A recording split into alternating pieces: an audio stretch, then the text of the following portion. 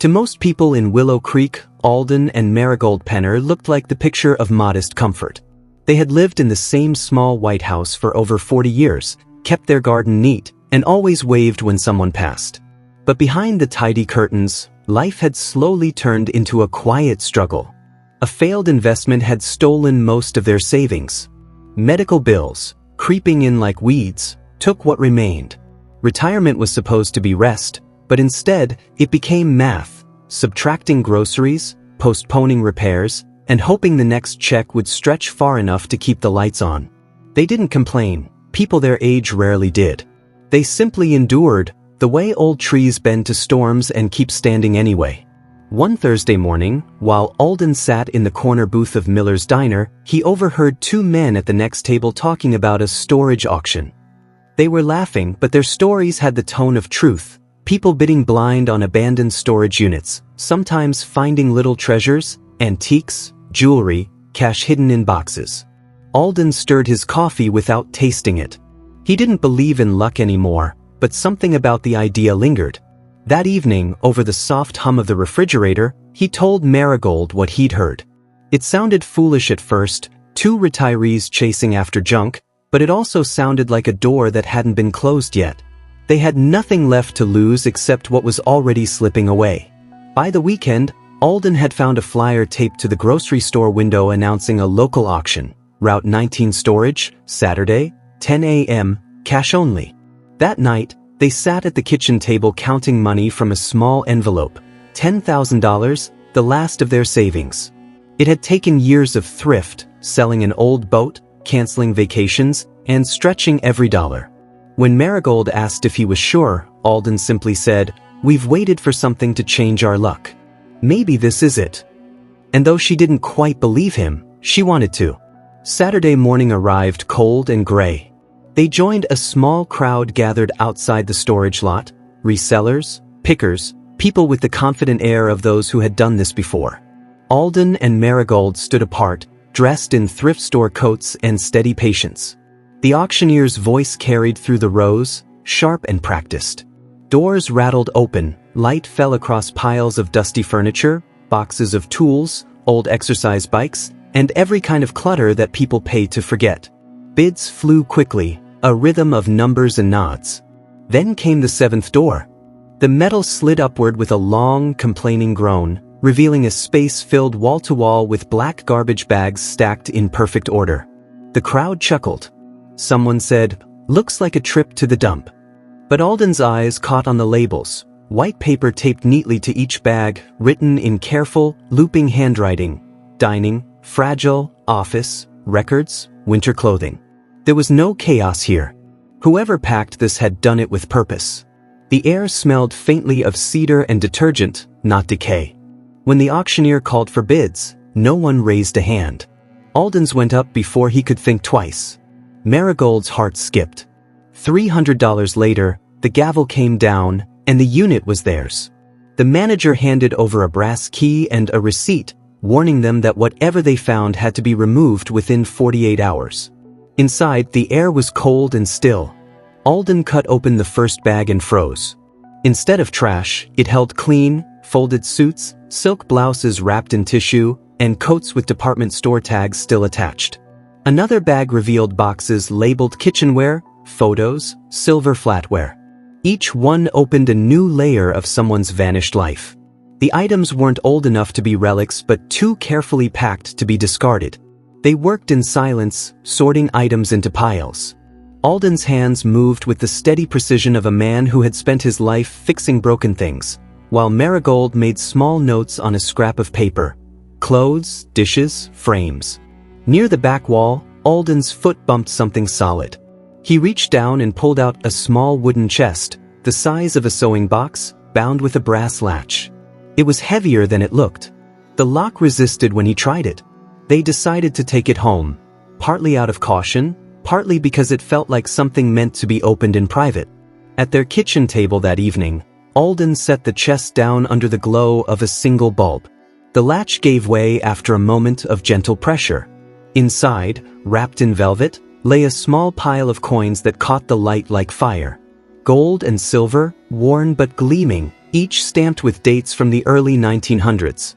Alden picked one up and turned it in his hand. The weight felt real. The detail was sharp. These were not trinkets. They were history. Marigold's breath caught in her throat. Could they be valuable? She asked quietly. Alden didn't answer. He fetched his magnifying glass from the drawer, the one he used for small repairs, and studied the engravings. His voice finally broke the silence. They're real. For the first time in years, the word luck didn't sound like a joke. If stories about ordinary people finding hope in unexpected places make you smile, take a moment to like this video, subscribe, and drop a quick comment about what you'd do if this happened to you. It helps keep stories like this alive. That night, neither could sleep. The coins sat on the counter, glowing under the kitchen light. Marigold imagined what they could mean. Debts paid, a house repaired, maybe even a small vacation to the coast they had dreamed of long ago. Alden's thoughts were simpler. No more counting pennies, no more wondering if next month would be harder than the last. For once, the future didn't feel like a burden. Outside, the town of Willow Creek slept as it always had, quiet, predictable, and unaware that something extraordinary had begun. Inside, Alden and Marigold sat in the dim glow of their kitchen, realizing that they might have just stepped into a story that would change everything. Morning came softly to Willow Creek, gray light filtering through the curtains as if the world itself were hesitant to wake. Alden sat at the kitchen table, staring at the small pile of coins spread across a dish towel. Marigold moved quietly around the room, making coffee, arranging papers, and writing small notes on a pad she had taken from the church office months earlier. Neither said much. Words felt too fragile for what they had found. Instead, their silence carried an unspoken agreement. They needed to understand what they had stepped into. After breakfast, they drove back to the storage facility. The air outside was crisp, with a faint bite of coming autumn. The manager watched them through the window as they parked, his expression unreadable. Alden unlocked the metal door and pulled it upward. The smell of dust and old fabric drifted out. The light from the open sky fell across stacks of boxes and the same black garbage bags that had first caught his attention. Yet now, after what they'd found at home, the scene no longer looked like clutter. It looked like deliberate secrecy. They began unpacking carefully. Each item seemed placed with purpose, wrapped, sealed, labeled. There was no trace of disorder, no rush in the packing, as though someone had believed they would come back for it all. Alden found an old box of letters, bank slips, and a folder labeled House Records. Inside were contracts, receipts, and one document that made him pause. A typed inventory from a place called Radcliffe Estate Auction. It listed ordinary household items but included one phrase that made Marigold's breath catch when he read it aloud: numismatic miscellany. The word was unfamiliar, but its meaning was clear enough after a moment's thought. It referred to coins, the same kind they had already discovered. For hours, they worked in near silence. The rhythm of cutting tape and unfolding paper became oddly comforting, a kind of work that didn't require much thought but gave their hands something to do while their minds tried to make sense of things. Every object told a small story: a typewriter with its keys still polished, a stack of framed certificates, a box of dinnerware carefully cushioned with old towels. Whoever owned these things hadn't thrown them away. They had preserved them with care, right up to the moment they disappeared. When the afternoon sun angled low through the doorway, Alden stepped outside for air and noticed a vehicle parked beyond the fence, a dark SUV idling without movement. It stayed there long enough to feel deliberate. Then, as he turned to call Marigold, it rolled away in silence.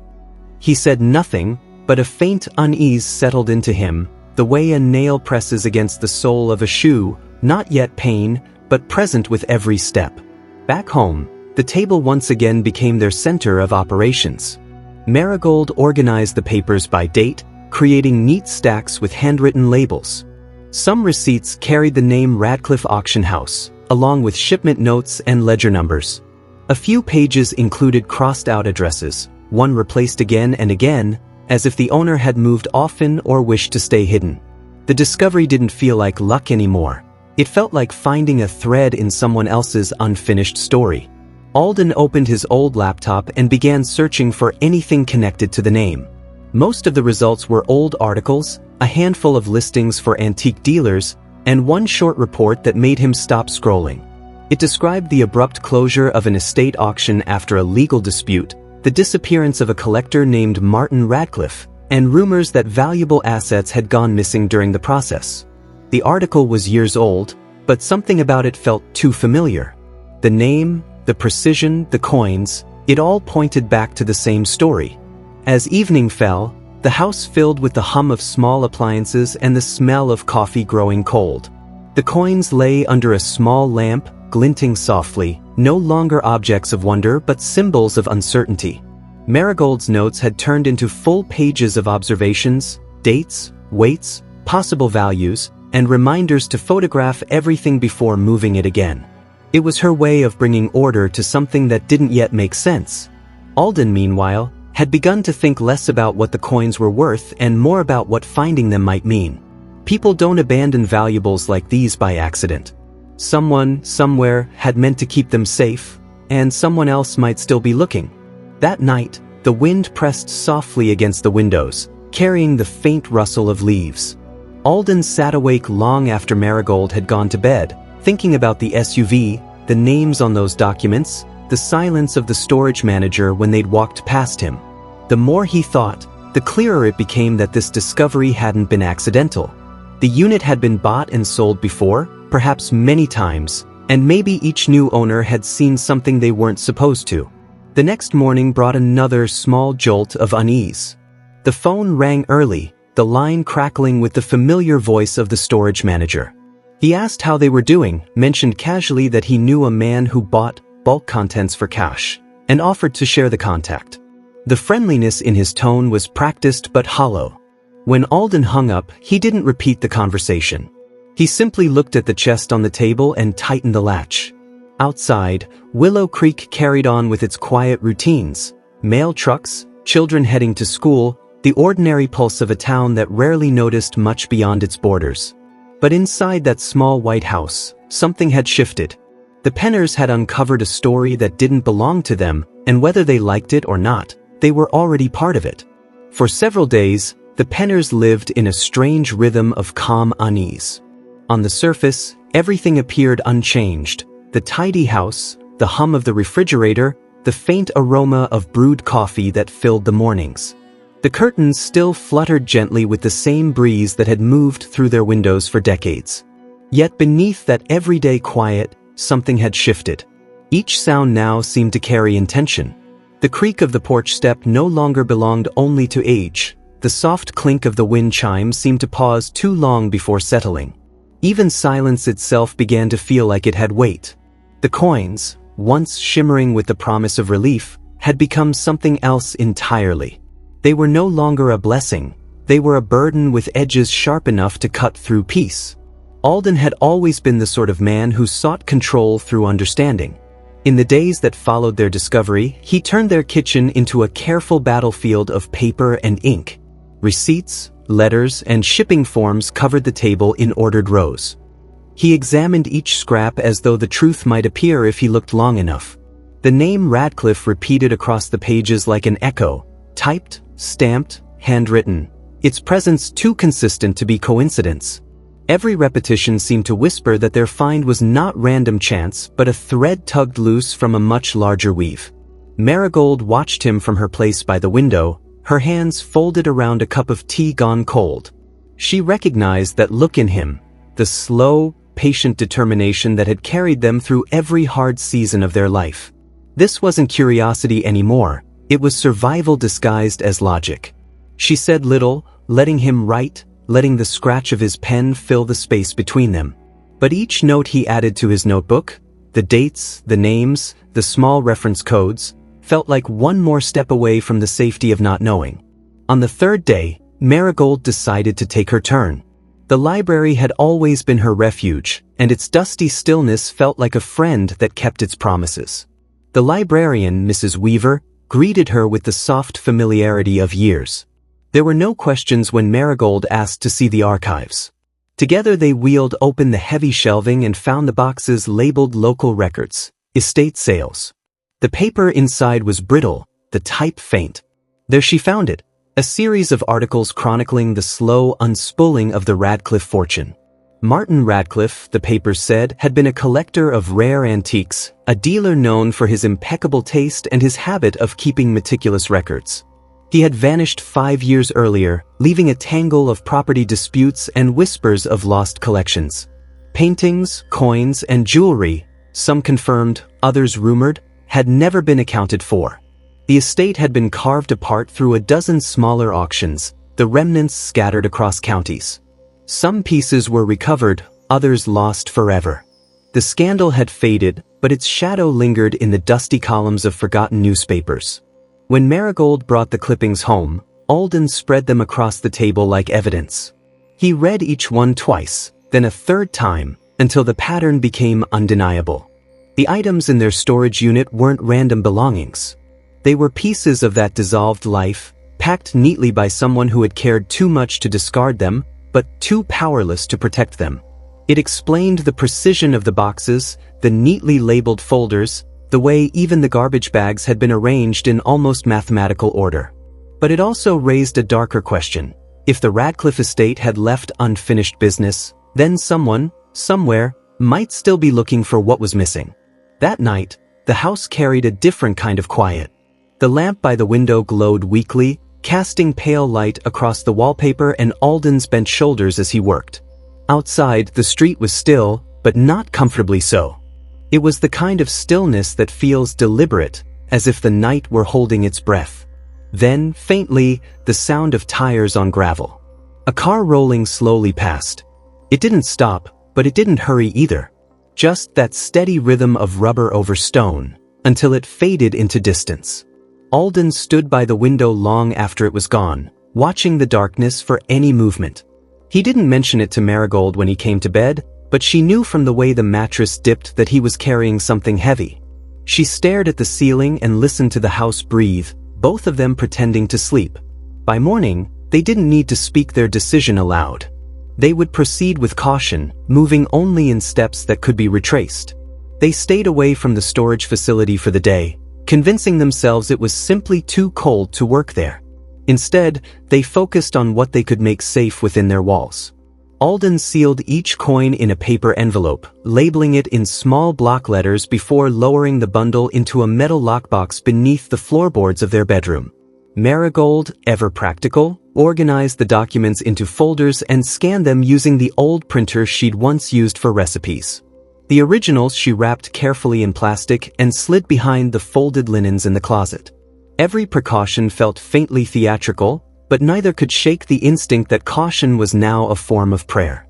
If stories about quiet courage and everyday people finding their way through danger speak to you, hit like, subscribe, and tell us in the comments what you do in their shoes. It truly helps this little community grow. The following afternoon, Alden drove alone to the storage facility.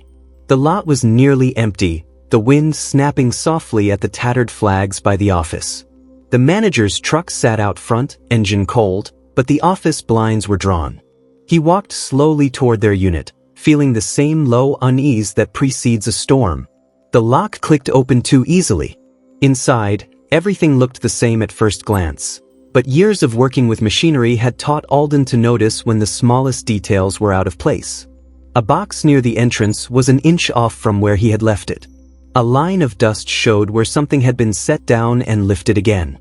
There were faint footprints, too clean to be his, on the concrete. He stood there for a long moment, the back of his neck prickling. Whoever had entered hadn't taken anything, they had only looked. That felt worse. He closed the door gently, reattached the lock, and left without turning to glance behind him.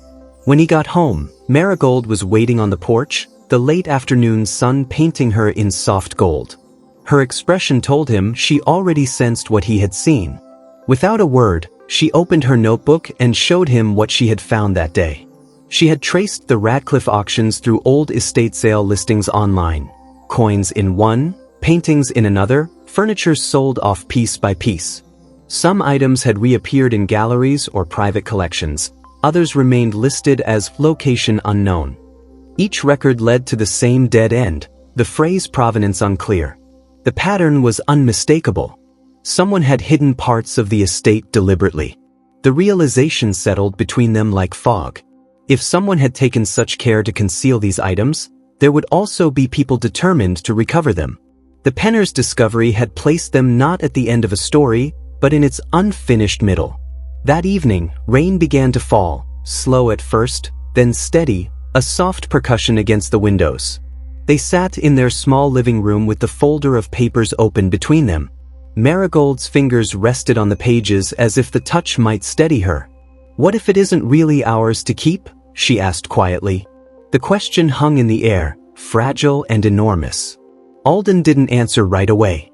They had done nothing wrong, yet the world had a way of twisting right and wrong into whichever shape served the loudest voice. After she went to bed, Alden made a slow circuit of the house. He checked each lock twice, drew every curtain, and turned off the porch light. The neighborhood was still except for the distant hiss of tires on wet pavement. He stood by the front window, watching until the rain blurred the street into watercolor shapes. Then, faintly, through the curtain of rain, headlights appeared, pausing at the far end of their street, lingering long enough to matter. He couldn't see the driver. When the lights finally turned away, the silence that followed was worse than the noise had been. He stayed by the window a long time, thinking about the coins, the papers, the missing man, the world that had spun this thread and somehow dropped it into their hands. He didn't feel fear exactly, more the heavy clarity that comes when you realize the story is larger than you hoped. They were inside it now, part of its machinery. When dawn crept in gray and unhurried, Alden sat at the table with his coffee and made a single note on the back of an envelope. Find counsel. Establish record. It wasn't a plan, not yet, but it was a beginning, a way to reclaim their footing before the ground shifted again. The coins were not luck. The papers were not just history. Together they were an inheritance of someone else's unfinished business, and for reasons neither could quite explain, the task of finishing it had fallen to them. Outside, the rain deepened to a soft roar.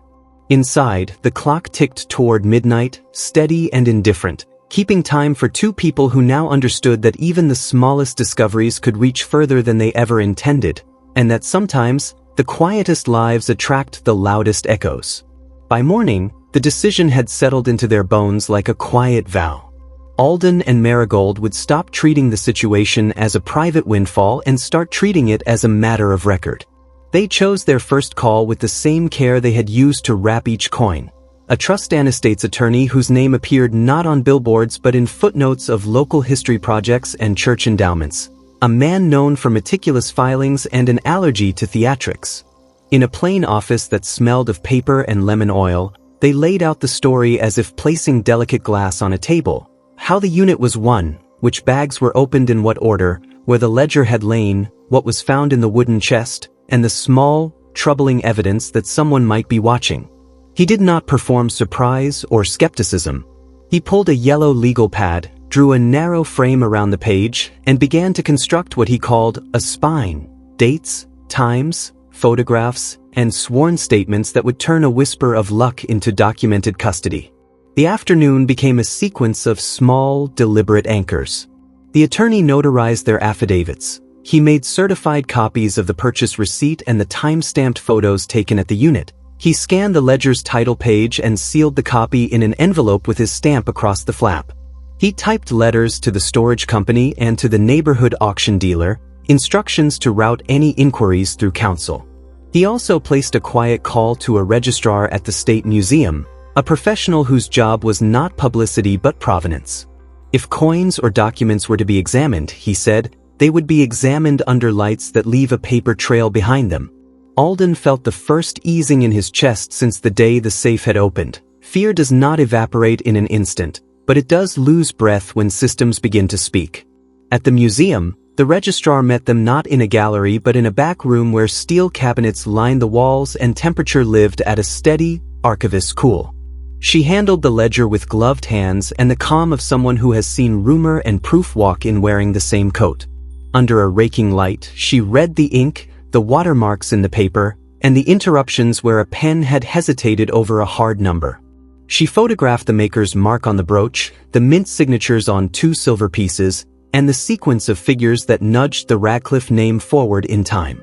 Her assessment was as spare as it was welcome. The ledger warranted digitization. The brooch bore a hallmark tied to the family's dealer period. The coins merited non-invasive metallurgical testing to settle questions before speculation could set the table. She proposed a pathway that was neither sensational nor slow. Lab tests in a week, review 2 days later, counsel copied at each step. Midway through this careful work, the outside world tried to reclaim the story. On their way home, a sedan slid into the lane behind them, held a respectful distance, then shadowed every turn for 3 neighborhoods before ghosting away at a yellow light. It was practiced as if meant to be felt more than seen. The attorney, when told, did not offer romantic advice about courage.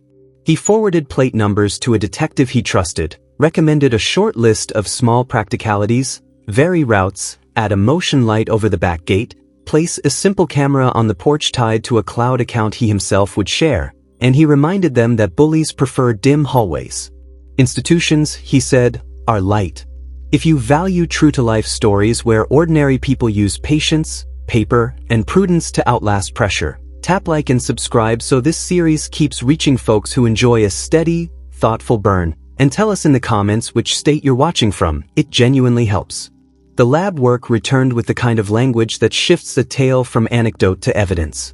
Composition profiles matched 18th and early 20th century mint outputs. Trace elements sat where they should, dye markers aligned with cataloged examples. The registrar's summary was all nouns and no fireworks, which is how serious people talk when the facts are strong. Together with the attorney, she recommended a sheltering move: consign a narrow, clearly documented subset, 2 coins and the modest brooch, to a reputable regional auction that published essays and provenance notes, while the museum digitized the ledger and mounted a small display explaining how careful documentation protects heirlooms from being lost twice. The point was not to cash in, but to step forward in public view so that private pressure would have to walk through a door with a badge. On the second evening after the test results, pressure stopped hinting and knocked. A man in a pressed jacket arrived with a tasteful card and a manner designed to feel inevitable. He described himself as a recovery consultant retained by parties with equitable interest, offered a cash settlement that would have sounded like mercy to anyone with unpaid bills, and laced his phrasing with the soft coercion of speed. Alden did not invite him past the camera's frame. Marigold set 2 glasses of water on the porch table as if for a neighbor. When the man finished, Alden slid a single page across the wood: counsel of record, chain of custody established, all communications to be directed to the attorney. The smile dimmed, the card stayed behind, and the shoes retreated in a way that promised the next approach would not wear perfume. They answered escalation with routine. The motion light snapped on at dusk. The porch camera chimed when a stray cat claimed the step. The detective's cruiser loitered at the end of the block twice in an evening, just long enough to be noticed by anyone who had planned not to notice. In the spare room, Marigold created a ledger of their own. What had moved where, who had copied what, which page sat in which envelope under which seal. Alden replaced 3 exterior screws with tamper-proof heads and slept a little on the couch, not out of dread but to be the first one the bell would wake if it woke. They were not hiding. They were documenting themselves into safety. When the auction catalog went live, with quiet photographs and paragraphs that read like the measured voice of a careful teacher, the air around the house changed temperature. The registrar sent a note confirming the museum's plan to debut a small case titled Bags, Boxes, and a Ledger. The attorney confirmed that bidding would run with insurance and escrow and taxes calculated before numbers turned into relief, and the detective called to say, matter of fact, that the plate from the sedan belonged to a chain of shell companies attached to a liquidation broker who had once touched the Radcliffe estate and was presently touching charges in a neighboring county. It was not a movie. It was paperwork. Auction day felt like a test without malice. The room was bright. The chairs were ordinary, the screen turned their silver discs into rotating moons, and the bids climbed not like fireworks but like a tide. Each hammer fall was less triumph than exhale. The brooch, small as it was, tugged 2 collectors into a quiet duel that ended at a number no pawn counter would ever lift. The auction house folded its commission. The attorney pressed funds into separate envelopes, debts cleared, A nest made that did not depend on chance, a modest gift set aside for the museum's digitization work so the Radcliffe ledger would live in light rather than in a locked drawer. By the time dusk gathered, the Penners had not won anything. They had simply put order over rumor and found, to their surprise, that order can still pay. That night, the street was ordinary again. The motion light tripped only for moths. The camera saw nothing but the soft drift of a neighbor's dog. Marigold stood by the kitchen shelf where the ledger lay in its new archival sleeve and realized the weight in her chest had changed shape. It was no longer the ache of being hunted, it was the pressure of care. Alden wrote 3 lines in his notebook and closed it as if closing a door. Chain of custody complete, public record established, next steps only under names and dates. They were not out of the story. They had simply reached the chapter where the ground underfoot felt paved. When they finally turned off the lamps, the house did not feel guarded so much as kept. On the table, beneath a clipped article about the upcoming museum case, Marigold left a folded card addressed to no one in particular. On the inside, in the precise hand she used for recipes and tax envelopes, she had copied a sentence the registrar had said and the attorney had nodded at, a sentence that, once written, felt like a north arrow for whatever remained: care before profit, light before speed, story before claim. The Sunday after the auction was cool and windless, the sort of morning when the world seems to pause between chapters.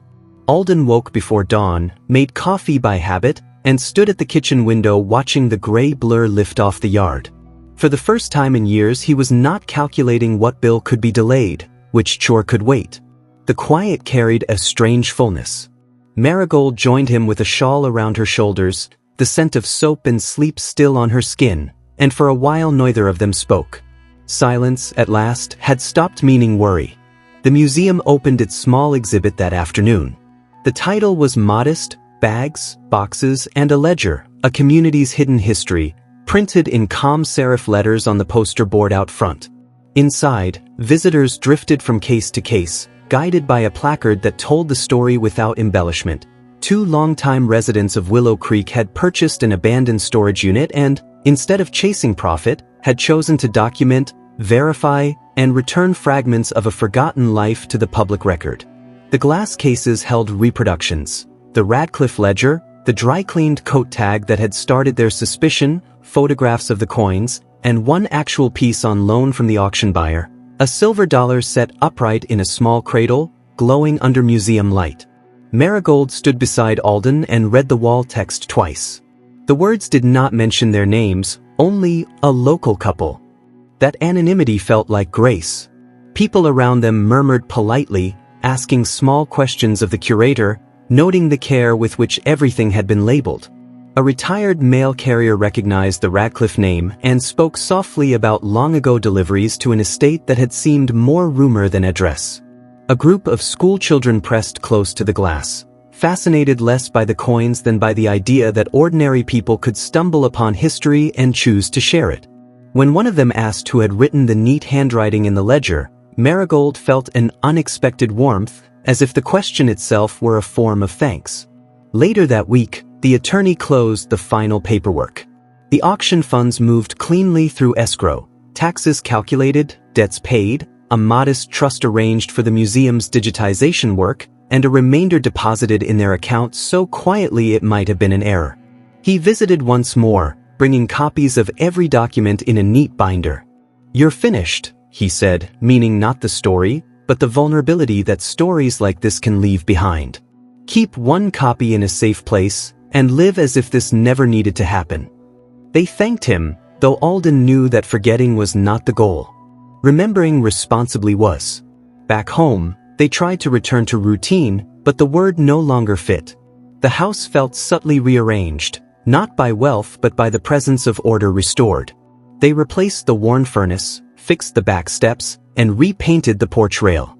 Marigold reopened her knitting circle at the church hall, something she had stopped years ago when gas prices began to pinch. Alden repaired a neighbor's mower just because he could. None of it was dramatic, yet each act carried the quiet relief of people who no longer counted every gesture against risk. Still, traces of the ordeal lingered at the edges. Some evenings, when headlights paused a little too long at the corner, Alden felt his shoulders tighten until the car moved on. Marigold, sorting through drawers, sometimes caught herself tucking documents into envelopes that no longer needed hiding. Old habits of caution take time to fade. But those moments no longer ruled them, they merely reminded them of the distance between fear and prudence. If you've followed this far, thank you for caring about stories where patience and integrity win out over noise. Go ahead and tap like, subscribe, or leave a comment telling us what this journey meant to you.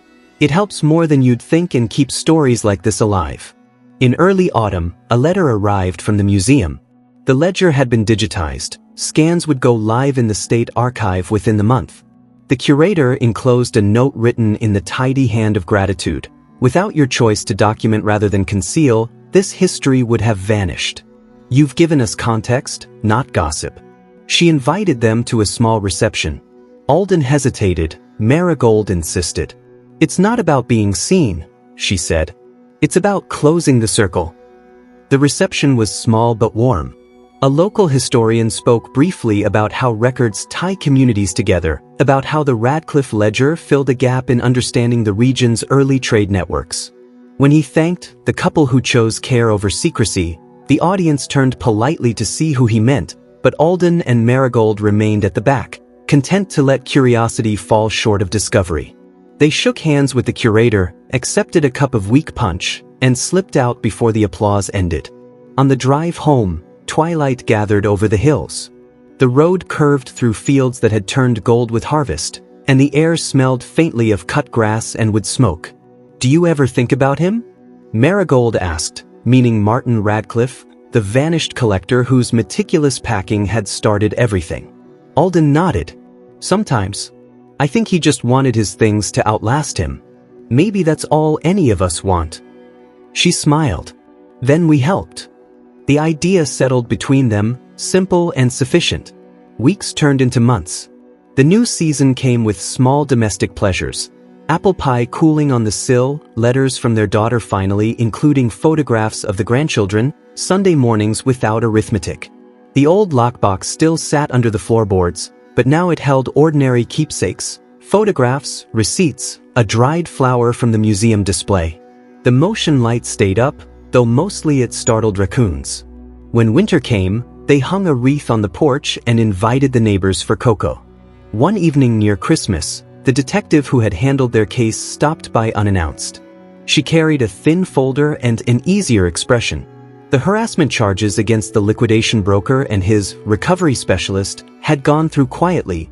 Both men had accepted plea deals involving restitution and fines. "It won't make headlines," she said, "but it closes the loop." She also returned the photograph that had once been slipped under their door.